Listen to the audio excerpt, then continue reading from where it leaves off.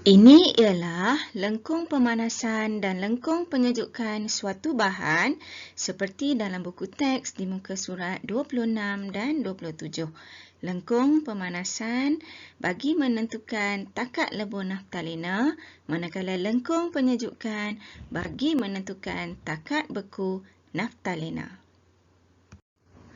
Lengkung pemanasan bahan. Okey, perhatikan bentuk lengkung. Okey, dia menaik macam tu. Okey, menghala ke atas. Untuk melukis lengkung pemanasan, lukiskan paksi Y, di mana paksi Y kamu labelkan sebagai suhu. Paksi Y mesti ada label berserta unit. Jadi, apa unit SI bagi suhu? Darjah Celsius. Jadi, kita tulis darjah Celsius. Label dan unit mesti ada. Okey. Paksi X pula di bawah ni. Okey, kita labelkan sebagai masa. Apa unit SI bagi masa? Saat ataupun minit. Jadi kita tulis di sini masa / saat dan juga minit. Sesuatu bahan apabila dipanaskan, okey, akan bermula pada suhu bilik. Okey, jadi sebab tu cuba tengok, okey, graf ni kita tak mula daripada kosong.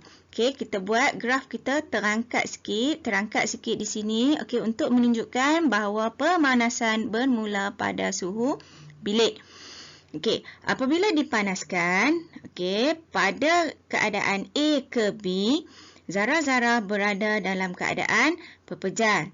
Okey, tersusun, rapat, padat dan teratur. Okey, daya tarikan antara zarah kuat. Okey, pada ketika ini, okey, kamu dapati suhu semakin meningkat. Kalau kita tengok bacaan suhu, okey, bacaan suhu di sini semakin meningkat. Ini adalah kerana zarah-zarah menyerap tenaga haba, lalu menyebabkan tenaga kinetik zarah meningkat.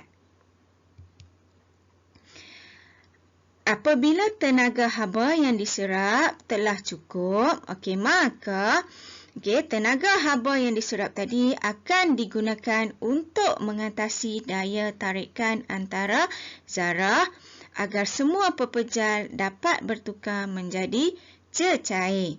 Jadi, pada keadaan antara B hingga C, okey, zarah-zarah berada dalam keadaan pepejal dan cecair. Separa pepejal, separa cecair. Jadi, kalau kita lukis, okey, kita lukis macam ni, rapat-rapat menunjukkan bahawa pepejal, okey, kemudian dia dah mula terpecah sedikit untuk menunjukkan bahawa dia adalah cecair. So, ini adalah contoh keadaan separa pepejal dan separa cecair.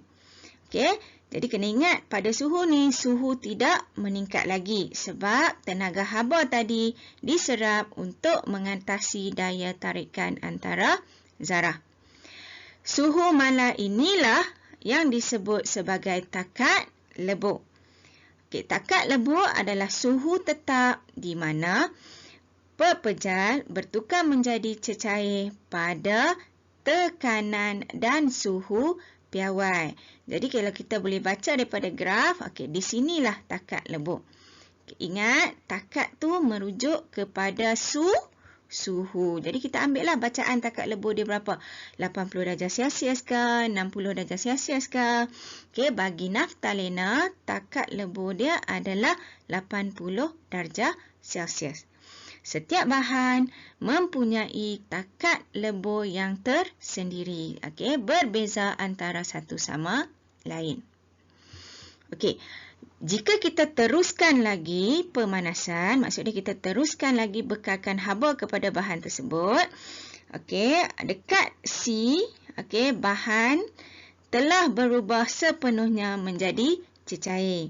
Maka sepanjang C ke D, zarah cecair menerima tenaga haba, menyerap tenaga haba, jadi suhu meningkat kembali dan tenaga kinetik zarah pun meningkat kembali.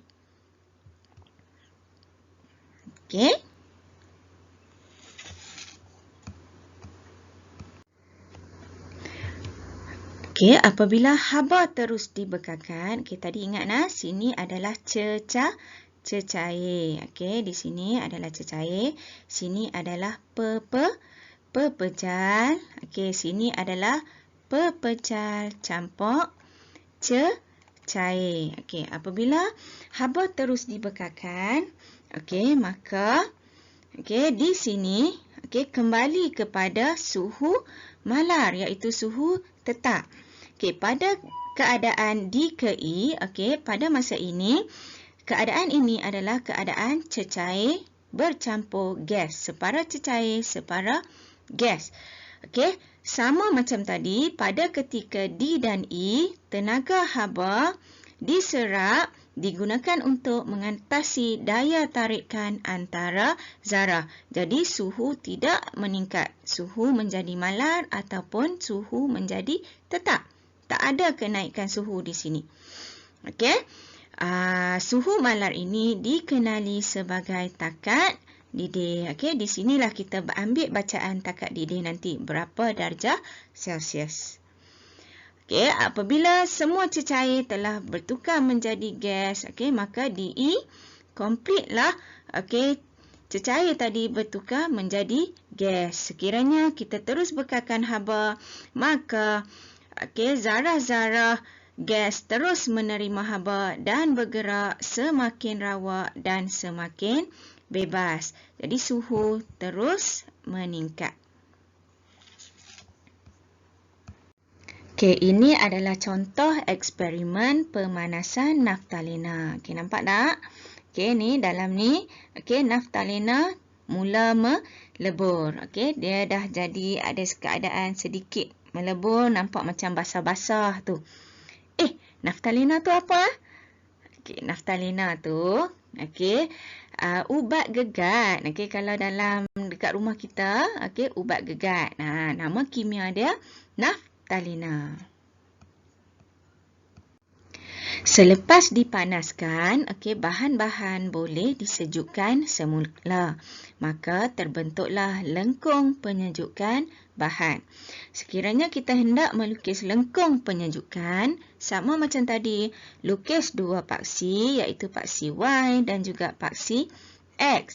Labelkan paksi tersebut okey, dengan suhu berserta unit. Okey, suhu masa dan juga unit. Okey, boleh guna minit, boleh guna saat. Okey, katalah okey, kita sejukkan naftalina tadi bermula daripada keadaan cecair. So, pada titik E, naftalina berada dalam keadaan cecair. Apabila disejukkan, zarah-zarah akan membebaskan tenaga haba. Bila zarah kehilangan haba, maka tenaga kinetiknya akan berkurang. Jadi zarah-zarah bergerak lebih perlahan mendekati antara satu sama lain. Ketika ini, kamu akan dapati suhu menurun. Okey, nampak tak? Suhu semakin menurun.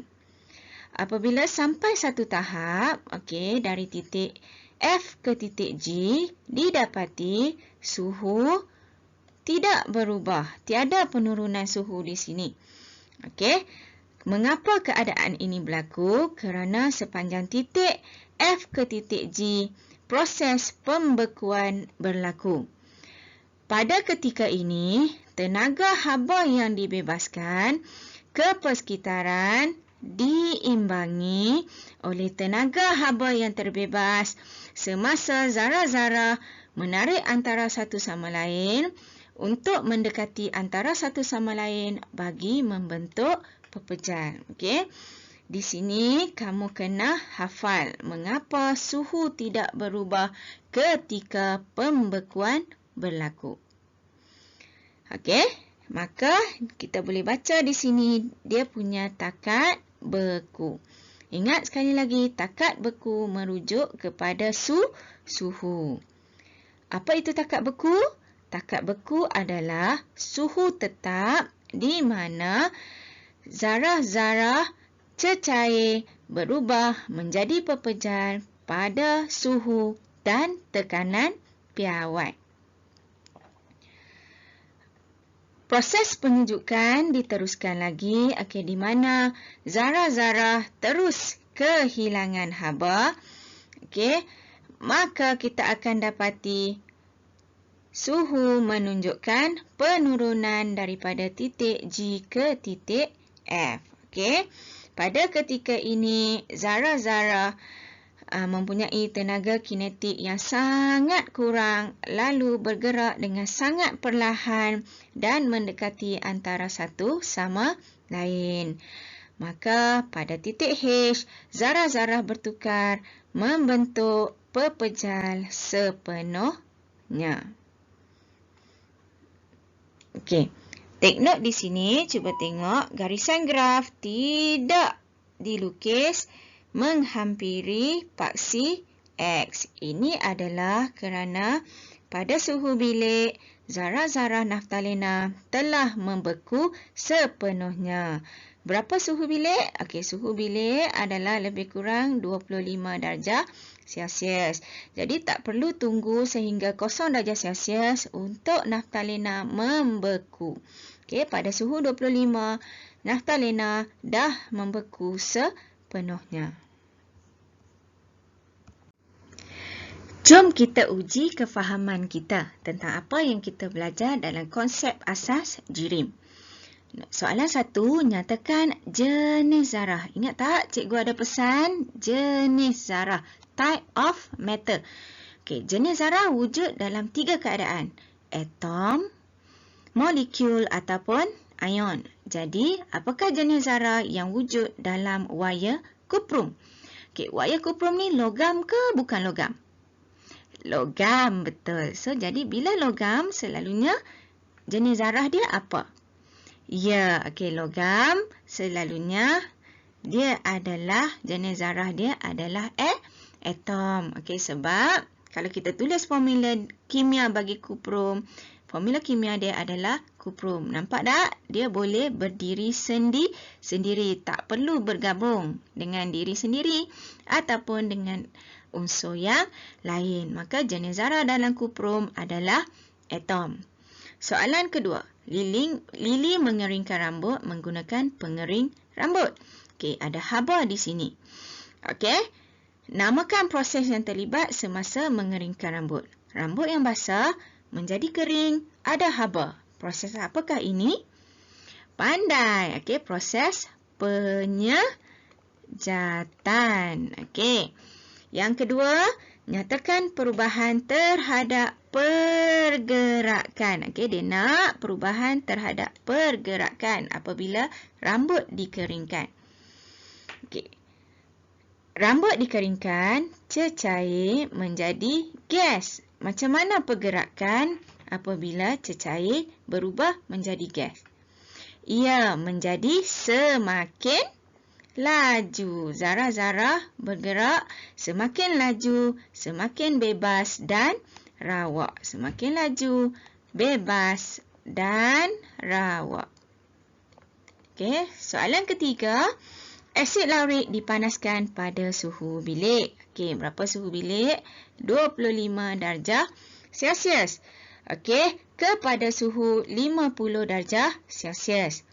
Pada 43 darjah Celsius, asid laurik mula melebur. Jadi, take note di sini 43 adalah takat lebur bagi asid laurik. Lakarkan lengkung pemanasan. Okey, macam mana lengkung pemanasan? Okey, dia akan meningkat macam ni. Jom kita lakar. Okey, kita lakar. Buat dua paksi. Paksi X dengan paksi Y. Labelkan paksi Y sebagai suhu.